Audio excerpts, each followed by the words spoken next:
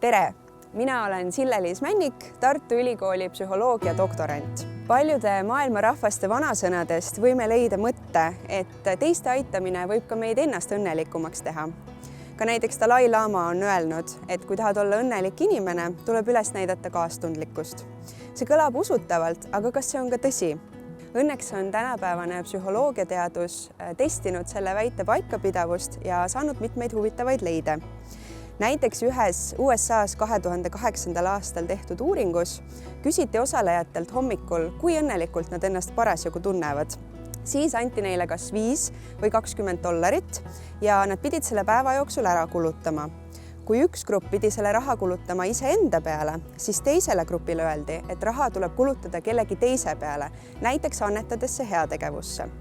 Päeva lõpus küsiti uuesti, kui õnnelikuna sa ennast tunned ja selgus, et just teine grupp, kes pidi raha kulutama teiste peale, tundis ennast õnnelikumalt.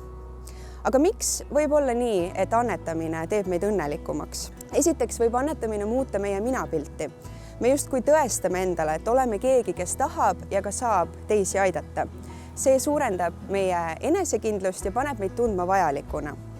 Teiseks, me näitame inimestele enda ümber ennast väga heast küljest ning samuti võib see mõjutada ka teisi annetama, suurendades niimoodi meie enda annetuse mõju.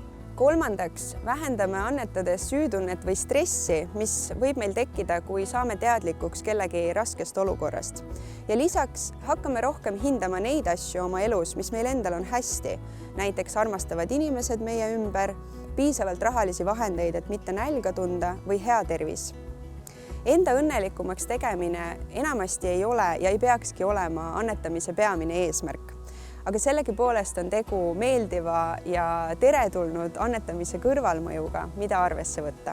Osale ka sina annetamistalgutel. Vali veebilehelt annetamistalgud.ee endale oluline algatus ja tee oma panus.